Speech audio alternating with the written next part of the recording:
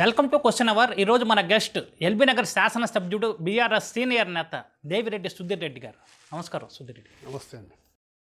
సుధీర్ రెడ్డి గారు, మీరు బీఆర్ఎస్ నుంచి కాంగ్రెస్లోకి వెళ్తారు అనేది బాగా ప్రచారం జరిగింది.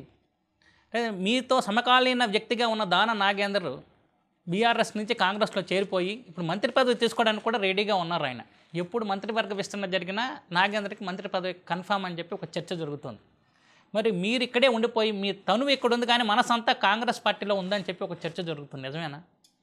అంటే అదేం లేదండి, నా మనసు బీఆర్ఎస్లో ఉంది, నా తనువు కూడా బీఆర్ఎస్లో ఉంది. నేను కాంగ్రెస్ పార్టీలకు పోయే ప్రసక్తే లేదని చెప్పేసి డిసెంబర్ నుంచి ఇప్పటిదాకా దాదాపు అనేక టీవీ ఛానళ్ళకి ఇంటర్వ్యూలు ఇచ్చినాను, అనేక టీవీ ఛానళ్ళకి స్పష్టంగా చెప్పడం జరిగింది. కాకపోతే నన్ను నాతోటి అందరు నా స్నేహితులు అందరూ కూడా కాంగ్రెస్ పార్టీలో ఉండడం వల్ల నన్ను వెళ్తారేమో అని చెప్పేసి ప్రజలు అనుకున్నారు. కానీ నేను ఎట్టి పరిస్థితుల్లో కాంగ్రెస్ పార్టీకి పోయే ప్రసక్తే లేదని చెప్పి ఫస్ట్ నుంచి కరాఖండిగా చెప్తున్నా. అంటే ఎప్పుడైనా ఏదైనా జరగచ్చు అని చెప్పి మీరు నాకు ఇచ్చిన ఇంటర్వ్యూలోనే ఇంతకుముందు మీరు ఒకసారి చెప్పడం జరిగింది. అంటే నేను ఎప్పుడైనా ఏదైనా నియోజకవర్గం అభివృద్ధి కోసం ఎప్పుడైనా నేను ఏ నిర్ణయం తీసుకోవచ్చు, 24 గంటల్లో నిర్ణయం తీసుకున్నా, అలాంటిదే మళ్ళీ రిపీట్ అయినా ఆశ్చర్యపోవాలి. మీరు ప్రశ్న అడిగిన మీరు ఎప్పుడైనా వెళ్తారంటే నేను పోతానే ఉద్దేశం కాదు, రాజకీయాల్లో ఏదైనా జరగవచ్చని చెప్పినా కానీ నేను వెళ్తానే ఉద్దేశం. అది ఏదైనా జరగచ్చు అంటే అది ఆప్షన్ ఓపెన్ అయినా లేదు, ఆప్షన్ లేదు. ఇప్పుడు నేను చెప్తాను, చాలా స్పష్టంగా చెప్తున్నా, ఎట్టి పరిస్థితిలో పోయే ప్రసక్తే లేదు. అంటే ఎందుకు మీలాంటి వాళ్ళు చాలా మంది ముందు వెళ్దాం అనుకున్న వాళ్ళు ఎందుకు సడన్గా ఆగిపోయారు కాంగ్రెస్లో? వెళ్దామని చెప్పి మేము ఎప్పుడూ అనుకోలేండి. కానీ వాళ్ళు కొంతమంది మీడియాలో మాత్రం బాగా ట్రోలింగ్ అయింది, మీడియాలో బాగా చర్చ జరిగింది. ఎందుకంటే నేను 35 సంవత్సరాలు కాంగ్రెస్ పార్టీలో పనిచేసిన కాబట్టి, అందరూ నాకు పరిచయస్తులు కాబట్టి నేను వెళ్తానేమో అని చెప్పి చాలామంది ఊహించింది. కానీ మొదటి నుంచి కూడా చాలా స్పష్టంగా కొంతమంది వెళ్ళాలనుకున్నారా లేదా? సీనియర్లు వెళ్ళాలనుకున్న వాళ్ళు వెళ్ళిపోయింది కండి, వెళ్ళాలనుకున్న వాళ్ళు వెళ్ళిపోయారు. దానం నాగేంద్ర కారణాల వల్ల ఆగిపోయారు అంటున్నారు. లేదు, దానం నాగేంద్ర అనుకోండి, గాంధీ గారు కానీ, ప్రకాష్ గౌడ్ గారు వీళ్ళందరూ వెళ్ళిపోయారు. కానీ నాకు మీ గురించి కాదు, కొంతమంది సీనియర్లు వెళ్తారు అనే ఒక చర్చ జరిగింది. ఇప్పుడు ఏం లేదండి, అటువంటి వాతావరణమే లేదు. అంతకుముందు ఎందుకు ఆగిపోయారు? ఎందుకు వాళ్ళు వెళ్ళడానికి ఏం ఆటంకం కలిగింది? ఆగిపోయినది అనేది ఏంటో ఏం లేదండి. కాకపోతే ఏంటంటే వెళ్ళే వాళ్ళు వెళ్ళిపోయినారు. వెళ్ళిపోయిన వాళ్ళు కూడా ఇప్పుడు చెప్తున్నాండి స్పష్టంగా ఒకటి మీకు, వెళ్ళిపోయిన వాళ్ళు ఎవరు కూడా ఎక్కువ కాలం కాంగ్రెస్ పార్టీలో కొనసాగలేరు. ఎందుకంటే ఆ వాతావరణం స్పష్టంగా నాకు తెలుసు. ఆ వాతావరణంలో ఇప్పుడు పోయిన వాళ్ళు ఇమడలేరు. ఎందుకంటే ఇప్పుడు పోయిన వాళ్ళు నిజంగా కూడా జెంటిల్మెన్స్ అండి, కొంతమంది చాలా జెంటిల్మెన్స్. ఇప్పుడు అంటే నాకు ఒక విషయం చెప్పండి, కొంతమంది అక్కడికి వెళ్ళి వాళ్ళకి తగిన గౌరవం దక్కదనే ఒక భయంతో ఆగిపోయారు అంటున్నారు. లేదండి, అంటే అట్లేం లేదు కానీ కాకపోతే ఏంటంటే కాంగ్రెస్ పార్టీ వాతావరణం విచిత్రంగా ఉంటుంది. ఆ విచిత్రమైన వాతావరణంలో ఇటువంటి జెంటిల్మెన్స్ గాంధీ గారు కానీ, ప్రకాష్ గౌడ్ గారు కానీ కొంతమంది నిమడలేరు. వాళ్ళు తప్పనిసరిగా వాళ్ళు రిటర్న్ మళ్ళీ రేపు రావాలనే పరిస్థితి ఏర్పడుతుంది. అలా వెళ్ళిన వాళ్ళు కానీ, వెళ్ళాలనుకున్న వాళ్ళు కానీ మంత్రి పదవి ఇస్తే వాళ్ళు వెళ్ళడానికి సిద్ధపడ్డారు అని ఒక చర్చ జరిగింది. అది మీ దృష్టికి కూడా వచ్చి ఉంటుంది, నిజమా? ఏమో అండి, మరి వెళ్ళిన వాళ్ళకి మంత్రి పదవి వస్తుందో రాదో నాకు తెలియదు. కానీ మరి అప్పట్లో కొంతమంది అనుకున్నారు అంతే. మంత్రి పదవి ఇస్తే అక్కడికి వెళ్ళడానికి కొంతమంది సిద్ధపడ్డారా అని నాకు రూమర్ వచ్చింది. వాళ్ళు మంత్రి పదవి ఇస్తే వెళ్తున్నారు అని చెప్పేసి కొంతమంది నాకు చెప్పిండ్రు. అంటే అప్రోచ్ అయ్యారా వాళ్ళు ఎవరన్నా మిమ్మల్ని? అంటే అప్రోచ్ అంటే అందరు కాంగ్రెస్ పార్టీలో నాకు అందరు పరిచయమే కాదండి. పరిచయం కాబట్టి ఆటోమేటికల్గా అప్రోచ్ అయినప్పుడు నో అని చెప్పేశాం. ఏం ఆఫర్ ఇచ్చారు? ఆఫర్ అంటూ ఏముండదండి, నేను పాత లేకుండానే పిలిచేస్తారా కాంగ్రెస్ పార్టీలో? లేదంటే కాంగ్రెస్ పార్టీలో నాకు అన్యాయం జరిగింది కాబట్టి నువ్వు పార్టీలో సీనియర్ మనిషి, నువ్వు మళ్ళీ వస్తే బాగుంటుంది, నీ పాత గుట్టుకే చేరుకుంటే బాగుంటుందని చెప్పేసి చెప్పిండ్రు వాళ్ళు. అంటే ఏదో ఒక ఎక్స్పెక్టేషన్ లేకుండా ఎవరు వెళ్ళరు కదా? లేదండి, అటువంటి ఎక్స్పెక్టేషన్ అంటూ ఏది లేదు, మేమేమీ అడగలేదు.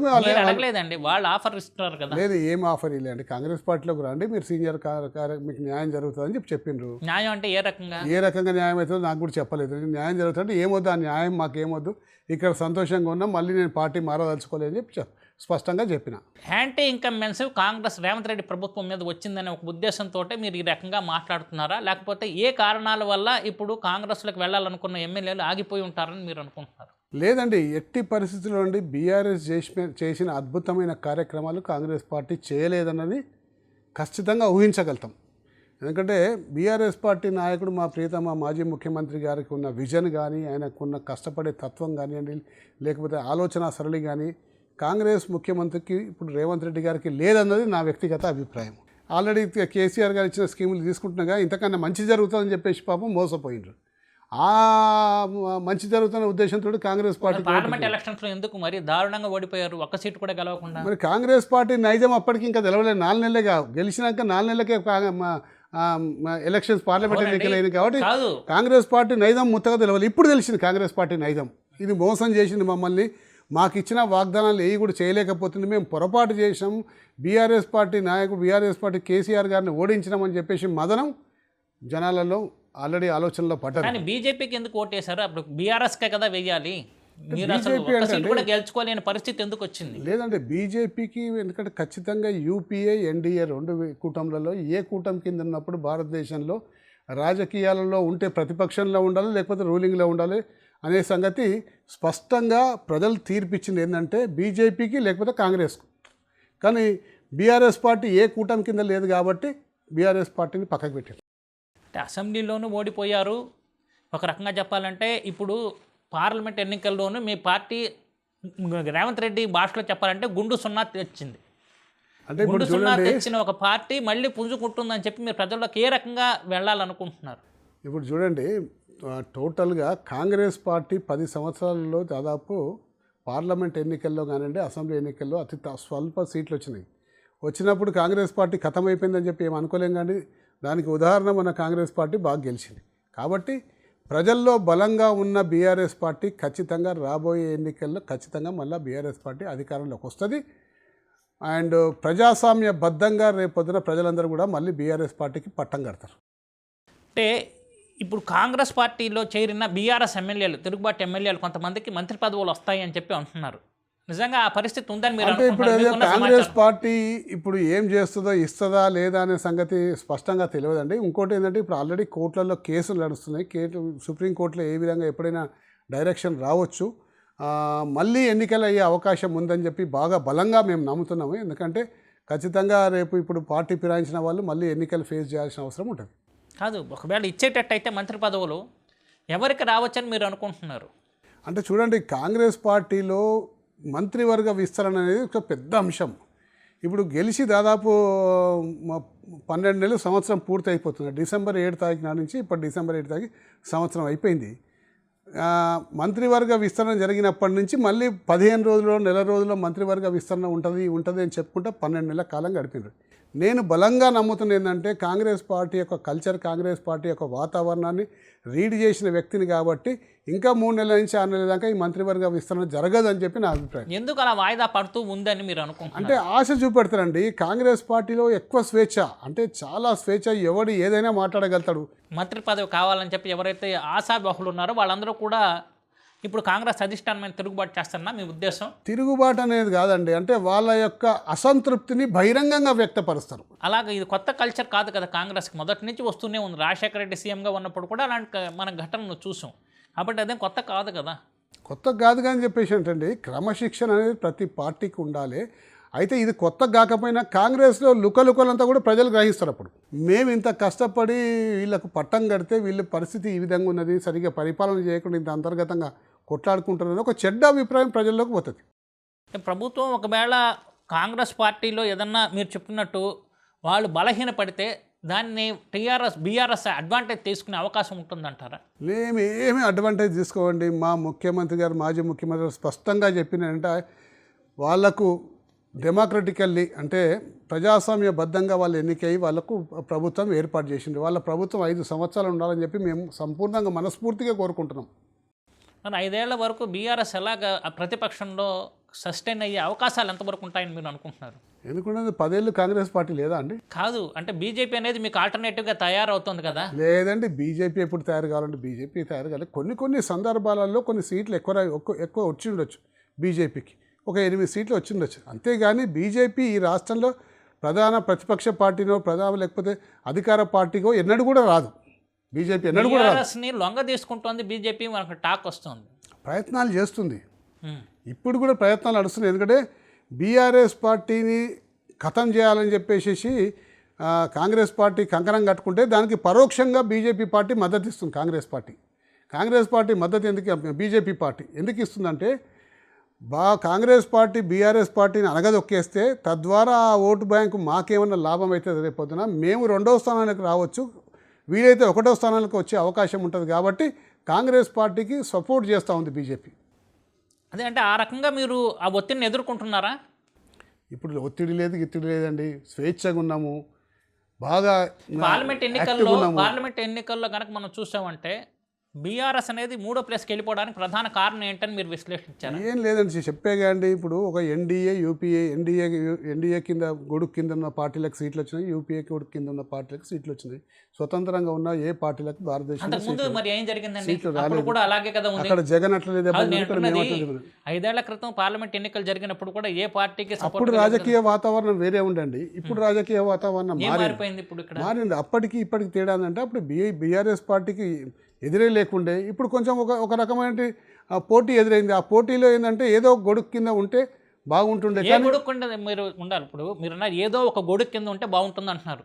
అని బీజేపీ బెటరా, కాంగ్రెస్ బెటరా? రెండిట్లో ఏది బెటర్ కాండి? బీఆర్ఎస్ బెటర్, మేమే స్వతంత్రంగా చేస్తాం. కానీ సెంట్రల్లో మీరు ఎవరితో ఉండుంటే బాగుండేదని మీరు అనుకుంటున్నారు? అంటే ఇప్పుడు మొన్న పార్లమెంట్ ఎన్నికల్లో మేము ఎవరితోటి లేము, కానీ రేపు అసెంబ్లీ ఎలక్షన్స్కి వచ్చే వరకే అన్ని పార్టీలు మాతోటి ఉండాలని చెప్పి కోరుకుంటాయి. ఏ పార్టీ ప్రధానంగా కోరుకుంటుంది? అన్ని పార్టీలు చెప్తున్నాయి. ఇప్పుడున్న కాంగ్రెస్ పార్టీ అనుకోండి, బీజేపీ పార్టీ అనుకోండి, బీఆర్ఎస్ పార్టీతో జత కడితే బాగుంటుంది. మేము ఆప్షన్ ఏంటంటే మాకు ఆప్షన్ ఉంటుంది. అప్పుడు మేము ఆప్షన్ ఎవరితో ఉండాలి. ఎలక్షన్స్ జరిగాయి అనుకోండి, జమిలీ ఎలక్షన్స్ వచ్చే అవకాశాలు ఎక్కువగా ఉన్నాయి అంటున్నారు. అవును, ఒకవేళ వస్తే అప్పుడు బీఆర్ఎస్ ఎవరితోటి మీరు అన్నారు, ఎవరో ఒకళ్ళ వైపు ఉంటేనే బాగుంటుందని చెప్పి మీరు అన్నారు కదా. అవునండి, మాకేమో 2 ఆప్షన్లు ఉంటాయి. కాంగ్రెస్ పార్టీ మమ్మల్ని పిలుస్తుంది, భారతీయ జనతా పార్టీ పిలుస్తుంది. మా నాయకుడు ఏం డిసైడ్ చేస్తే అప్పుడు మేము అంటే మేము. మీ ఒపీనియన్ ఏంటి? నేను అంటున్నది మీరు బలంగా ఉండాల్సింది. బీజేపీ ఇప్పుడు కేంద్రంలో బలంగా ఉంది, కాంగ్రెస్ ఈ మధ్య కాలంలో మళ్ళీ కాంగ్రెస్ పుంజుకునే పరిస్థితి అయితే మనకు కనిపించట్లేదు. నా ఒపీనియన్, మేము సింగిల్గా ఫైట్ చేస్తాం, సింగిల్గా రూలింగ్కి వస్తాం ఖచ్చితంగా. మేమే అధికారంలోకి సెంట్రల్లో రామండి. సెంట్రల్లో ఎట్లాగో మేము రూలింగ్లోకి రాలేము, కానీ గణనీయమైన సీటు పార్లమెంట్ సీట్లు మాకు వస్తే సెంట్రల్లో మా మాట కూడా చెల్లుబాటు అవుతుంది. మీరు మొన్న ఎలక్షన్స్ ఎవరో ఒకవైపు ఉండాల్సిందే కదా అని చెప్పి అది మొన్నటి ఎన్నికే మటుకి, ఆ ఒక్క ఎన్నిక వరకే, ఆ ఒక్క ఎన్నికలకు ఒక వాతావరణం ఆ విధంగా ఉండే. ఇప్పుడు వాతావరణం మారిపోయిందండి. ఇప్పుడు ఈ వాతావరణం చాలా మారిపోయింది. బీజేపీ అనేది అసలు లేదండి, ఛాన్సే లేదు బీజేపీకి రాష్ట్రంలో. ఇంకా రాబోయే ఎన్నికల్లో కూడా ఈసారి జరిగినా రావండి. 8 సీట్ల నుంచి ఇంకా పైకి ఒక్క సీటు కూడా పెరగదు. కాకపోతే ఎన్ని తరిగిపోతాయి అనే సంగతి చెప్పాలి మనం చూసి. కాంగ్రెస్ బీజేపీ రెండిట్లో ఏది బెటర్ ఆప్షన్ చెప్పి మీరు అనుకుంటున్నారు? ఏది బెటర్ సెంట్రల్లో? ఏది లేదండి, మాకు బెటర్ ఆప్షన్ అంటూ ఏమి లేదు. వాళ్ళకు మేము ఆప్షన్ మంచి ఆప్షను, కానీ మాకు బెటర్ ఆప్షన్ మేము బెటర్ ఆప్షన్ అంటే స్వతంత్రంగా పోరాడమే. మాకు ఒక విషయం చెప్పండి, పార్లమెంట్ ఎన్నికల్లో బీజేపీతో పొత్తు కోసమని బీఆర్ఎస్ ప్రయత్నం చేసింది అని ఒక చర్చ జరిగింది, నిజమా కాదా? లేదండి, తప్పది. అసలు వాళ్ళు అసలు పొత్తుకే ట్రై చేయలేదు, మీరు ట్రై చేయలేదు. మేము అసలు అంతరంగికంగా మీరు సపోర్ట్ చేశారు బీజేపీకి అని ఒక చర్చ జరిగింది. మేము సపోర్ట్ చేయడం ఎందుకండి? మా పార్టీ వేరే, బీజేపీ పార్టీ వేరే అండి. ఆ పార్టీకి మేము ఎందుకు సపోర్ట్ చేస్తాము? సపోర్ట్ చేసే ప్రసక్తి లేదు. సపోర్ట్ చేయకుండానే ఇప్పుడు సిరిసిల్లలో కానీ సిద్దిపేటలో కానీ దారుణమైన ఓటమి అనేది వచ్చేసిందా? అవునండి, ఒక్కో సందర్భంలో కొన్ని రాజకీయ పార్టీకి గడ్డు కాలం ఎదురవుతుంది ఒక్కో సందర్భంలో. అలాగే బీఆర్ఎస్ పార్టీకి ఒక గడ్డు కాలం ఎదురైపోయింది. ఆ కాలంలో మాకేం సీట్లు రాలేదు, కానీ అప్పటికే నిరుత్సాహపడమండి. మళ్ళీ పోరాట పటిమ ప్రదర్శిస్తుండ్రు. ఈరోజు రాష్ట్ర వ్యాప్తంగా మళ్ళీ బీఆర్ఎస్ పార్టీ అధికారంలో ఉంటే బాగుంటుండే, రేవంత్ రెడ్డి గారు సరిగ్గా చేస్తలేరని చెప్పి ప్రజలందరూ కూడా అనుకుంటున్నారు. ప్రజలు అనుకుంటున్నారు, కానీ దాన్ని క్యాష్ చేసుకోవడం వల్ల బీఆర్ఎస్తో పాటు బీజేపీ కూడా ట్రై చేస్తుంది కదా. ప్రజలందరూ బీఆర్ఎస్ పార్టీ బాగుంటుందంటే అనుకుంటున్నట్టు అర్థం ఏంటంటే ఆల్రెడీ క్యాచ్ చేసేసినాం. కాబట్టి ప్రజల మనసులో బీఆర్ఎస్ పార్టీ ఉన్నది. కొన్ని ఒత్తిళ్ళు అనేది ప్రధానంగా ఏంటంటే కవిత అరెస్ట్ అనేది చాలా ప్రభావం చూపించింది బీఆర్ఎస్ మీద పార్లమెంట్ ఎన్నికల్లో అంటున్నాను, నిజమా కాదా? చూడండి, నేను చెప్పిన బీఆర్ఎస్ పార్టీకి ఒక గడ్డు కాలం ఎదుర్కొంటుంది. అది కూడా ఉందా? భారతీయ జనతా పార్టీ దాడి చేస్తుంది, కాంగ్రెస్ పార్టీ దాడి చేస్తుంది. భారతీయ జనతా పార్టీ దాడి చేసి కవితని అరెస్ట్ చేసి 3 నెలలు 4 నెలలు జైల్లో ఉంచిండ్రు. ఇప్పుడు కాంగ్రెస్ పార్టీ దాడి చేసుకుంటా లగచర్ల కేసులో కానీ రేవ్ పార్టీ అని కొత్త పేరు పెట్టేసి కేటీఆర్ గారిని అరెస్ట్ చేద్దామని చెప్పి మొన్న ఏదో ఫోన్ ట్యాపింగ్లో హరీష్ రావుని అరెస్ట్ చేద్దామని ప్రయత్నము, ఇట్లా అనేక రకాలుగా కాంగ్రెస్ పార్టీ ప్రయత్నం చేసుకుంటా బీఆర్ఎస్ పార్టీ నాయకత్వాన్ని ఏ విధంగానైనా లోపటేయాలని చెప్పి విశ్వ ప్రయత్నాలు చేస్తూ ఉంది. ప్రజలందరూ కూడా చివరికి బీజేపీని గెలిపించారు. లేదండి, తప్పండి. బీజేపీని మేమెందుకు గెలిపిస్తామండి? బీజేపీ వేరు. ఇంతసేపు అన్ని విశ్లేషణలు బాగా చేశారు. మన పార్లమెంట్ ఎన్నికల విషయంలో మీరు నిజాయితీగా మాట్లాడతారనే ఉద్దేశంతో అడుగుతున్నాను. అసలు సిరిసిల్లలోను సిద్దిపేటలోను ఎప్పుడైనా అలాంటి ఒక రిజల్ట్ మీరు చూసారా పార్లమెంట్ ఎన్నికల్లో? చూడండి, ఎట్టి పరిస్థితుల్లో బీజేపీకి మాకు సంబంధం లేదండి. నేను చెప్పాక గడ్డు కాలం అని ఒక్కొక్క పార్టీకి అలాంటి పరిస్థితి రాజకీయ పార్టీకి అందరికీ బ్రహ్మాండమైన కాలం ఉండాలండి. కొన్ని టైమ్స్ కొన్ని బ్యాడ్ టైమ్స్ ఉంటాయి. ఆ బ్యాడ్ టైంలో బీఆర్ఎస్ పార్టీకి మాకు ఒక బ్యాడ్ టైం, కానీ ఆ బ్యాడ్ టైం దాటిపోయింది. ఇప్పుడు గుడ్ టైం ప్రోగ్రెస్ మళ్ళీ బాగా అవుతుంది. కాబట్టి ఖచ్చితంగా మాకు బీజేపీ అనేది మిమ్మల్ని మొన్న ఉపయోగించిన ఫార్ములాతో మళ్ళీ లొంగ తీసుకునే ప్రయత్నం చేయదని గ్యారంటీ ఏంటి? చేసినా లాభం లేదండి, అయిపోయింది. ఇప్పుడు చేసినా లాభం లేదు, వాళ్ళు చేయలేరు, చేసినా లాభం లేదు. ఇంకో విషయం చెప్తున్నాను, భారతదేశ రాజకీయాల్లో మీరు ఒక్కటి గ్రహించండి, భారతదేశ రాజకీయాల్లో తెలుగుదేశం అనే పార్టీ కాంగ్రెస్కు వ్యతిరేకంగానే పుట్టింది. కాంగ్రెస్కు వ్యతిరేకంగా 83లో స్వర్గీయ నందమూరి తారక రామారావు గారు కాంగ్రెస్కు వ్యతిరేకంగా తెలుగుదేశం పార్టీని స్థాపించి కాలానుగుణంగా వచ్చిన మార్పులలో కాంగ్రెస్ పార్టీతో అలయన్స్ అయింది. అంటే కాంగ్రెస్ పార్టీతో తెలుగుదేశం పార్టీ అలయన్స్ అవుతుందని చెప్పి నేను రాజకీయంలో ఎప్పుడు ఊహించలేదండి, ఎప్పుడు ఊహించలేదు, కానీ అది జరిగింది. సో కాబట్టి రాబోయే రోజుల్లో బీజేపీ బీఆర్ఎస్ కలిసినా ఆశ్చర్యపోకర్లేదు అంటారు. అంటే దానికి ఉదాహరణకు సంబంధం లేదండి. ఆ విధంగా జరిగిందనే సంగతి చెప్తున్నా, ఆ విధంగా జరిగిందనే సంఘటన చెప్తున్నా. అంటే అట్లా కాదండి, బీజేపీ పార్టీకి బీఆర్ఎస్ పార్టీ ఒకప్పుడు ఆర్టికల్ 370 మీద, నోట్ల రద్దు మీద కొన్ని షరతులతో కూడిన సపోర్టు పార్లమెంట్లో దేశంలో జరుగుతున్న ప్రగతిని దృష్టిలో పెట్టుకొని కొన్ని నిర్ణయాలు తీసుకొని సపోర్ట్ చేసిండు. ఏది బీఆర్ఎస్ పార్టీ సపోర్ట్ చేసింది కాబట్టి తనలో తప్పేముందండి, దేశ ప్రయోజనాల కోసం ఇప్పుడు సపోర్ట్ చేసినాం. రాబోయే రోజుల్లో కూడా అలా సపోర్ట్ చేస్తే తప్పలేదంటారు. అంటే అప్పుడు చేసినాం కాబట్టి ఇప్పుడు చేయాలని రూల్ కూడా ఏం లేదు కండి. కేంద్రంలో ఇప్పుడున్న పరిస్థితుల్లో చూస్తూ ఉంటే ఒకవేళ జమిలీ ఎన్నికలు జరిగితే నేషనల్ లెవెల్లో ఏ పార్టీకి అడ్వాంటేజ్ ఉంటుందని మీరు అనుకుంటున్నారు? భారతీయ జనతా పార్టీకి ఉంటుందండి. మళ్ళీ వాళ్ళే రూలింగ్లోకి వస్తారు. భారతీయ జనతా పార్టీ జమిలీ ఎన్నికలు పెట్టిందే దానికి అడ్వాంటేజ్ ఉంటుందని పెడుతున్నారు. కాబట్టి తప్పనిసరిగా భారతీయ జనతా పార్టీకి, మోదీ గారికి అడ్వాంటేజ్ ఉంటుంది. మరి తెలంగాణలో కూడా ఉండదని మీరు అలా చెప్తున్నారు? అంటే తెలంగాణ అట్మాస్ఫియర్ వేరండి, వేరే నార్త్లో ఉన్న స్టేట్లో అట్మాస్ఫియర్ వేరే. ఇన్ని పనిచేసిన తర్వాత ఇన్ని అప్పులు ఎందుకు ఉన్నాయండి? లేదండి, అప్పులు అంటే అప్పుడు అప్పులు ఉన్నాయా? దేశంలో ఏ రాష్ట్రానికి అప్పులు లేవండి.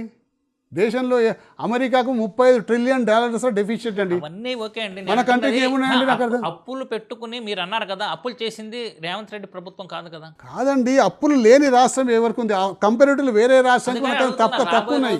మీరు హామీలు అమలు చేయడం అసాధ్యమా కాదా? చూడండి, మేము అప్పులు చేసినా మాకు ఆదాయాన్ని పెంచే మార్గాలు మా దగ్గర ఉండే, మా కేసీఆర్ గారికి ఉండే. ఖచ్చితంగా ఆదాయాన్ని కేసీఆర్ గారి అధికారంలో ఉంటే ఈ సంవత్సరంలో కనీసం 30,000 కోట్లు ఎక్కువ పెంచేవాడు ఖచ్చితంగా. ఆ ఆలోచనలు వేలేవు, వీళ్ళకు ఆలోచనలు లేవు. అంటే 30,000 కోట్ల రూపాయలు మీరు పెంచుకుంటూ వచ్చినందువల్లే ఇంత అప్పులు వచ్చేసాయా? లేదండి, అది సంపద అనేది ఒక్క సంవత్సరంలో రాదండి. ప్రోగ్రామింగ్ చేసుకుంటే కష్టపడుతుంటే మనకు సంపద పెరుగుతూ ఉంటుంది. అట్లా ఇప్పుడు రాబోయే రోజుల్లో బీజేపీ అనేది మేయర్ ఎలక్షన్స్ మీద టార్గెట్ పెట్టినట్టు మనకు స్పష్టంగా అర్థమవుతుంది. పోయినసారి కూడా గట్టి పోటీ అనేది ఇచ్చింది బీజేపీ. ఇప్పుడు ఈసారి మీరు పార్లమెంట్ ఎన్నికల తర్వాత చూస్తూ ఉంటే మైండ్ సెట్ బీజేపీ అనేది మళ్ళీ ఏదో రకంగా బీఆర్ఎస్ మీద ఆధిపత్యం కొనసాగించే సూచనలు అయితే కనిపిస్తుంది. లేదు, స్పష్టంగా మీకు చెప్తుంటే పోయిన సంవత్సరం జరిగిన ఎన్నికల్లో మేము పంచిన 10,000 రూపాయలని వరదలు వస్తే ఆ 10,000 రూపాయలు సక్రమంగా పంచలేదని చెప్పి ప్రజలు అభిప్రాయపడి మాకు వ్యతిరేకంగా ఓటేసిండ్రు. ఈసారి ఆ వాతావరణం లేదు, బీజేపీ అనేది వాష్ అవుట్ అయిపోతుంది.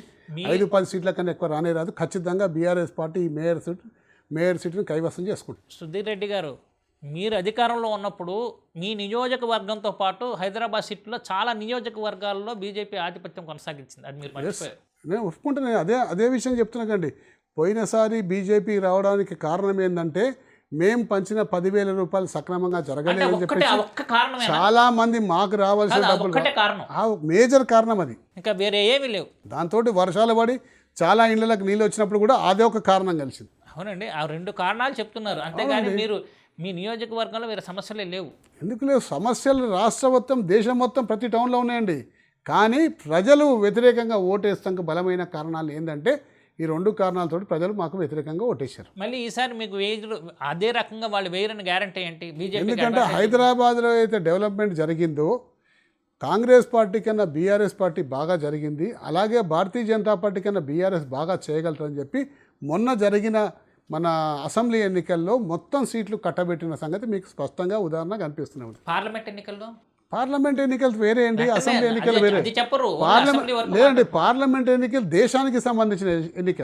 కాబట్టి దేశానికి సంబంధించిన ఎన్నికల్లో ప్రాంతీయ పార్టీలు ఏం చేస్తే వాళ్ళ పాత్ర ఏంది, కాబట్టి ప్రాంతీయ పార్టీలని పక్కకు పెట్టి జాతీయ పార్టీలకు ఓటేద్దామని చెప్పేసి కాంగ్రెస్కి ఎలా భారతీయ జనతా పార్టీకి కాంగ్రెస్ పార్టీకి వేశారు. కాంగ్రెస్కి మరి ఎలాగొచ్చేసి చెప్తున్నా కానీ జాతీయ పార్టీలు రెండు, కాంగ్రెస్ పార్టీ జాతీయ పార్టీ, భారతీయ జనతా పార్టీ జాతీయ ఈసారి పార్టీ. ఎన్నికలు అడిగితే అప్పుడు పరిస్థితి వేరంటారు, ఈసారి అడిగితే వచ్చి జాతీయ రాజకీయాలు అంటారు. అంటే మీకు అనుకూలంగా ఎప్పుడు ఏ పరిస్థితులు నేను కావాలంటే అలా స్పష్టంగా మార్చుకుంటారు. మీ ప్రశ్నకు నేను స్పష్టంగా చెప్తున్నా, జాతీయ రాజకీయాల్లో ప్రాంతీయ పార్టీలు పాత్ర ఏమి ఉండదు. కాబట్టి వేస్తే కాంగ్రెస్ పార్టీకి వేయాలా లేకపోతే బీజేపీకి వేయాలనే ఉద్దేశంతో మాకు ఒక్క సీట్ ఇవ్వకుండా రెండు పార్టీలు 5 ఏళ్ల క్రితం ఎలా వచ్చాయి అని అడిగితే అప్పుడు పరిస్థితులు వేరంటారు. చెప్తున్నా. అప్పుడు పరిస్థితులు ఏముంటుండే అంటే అప్పుడు బీఆర్ఎస్ పార్టీకి చాలా బలమైన ఊపు ఉండే. మొన్న మమ్మల్ని రిజెక్ట్ చేసిండు, మొన్న స్పష్టంగా చెప్తున్నా, మమ్మల్ని రిజెక్ట్ చేసిండ్రు.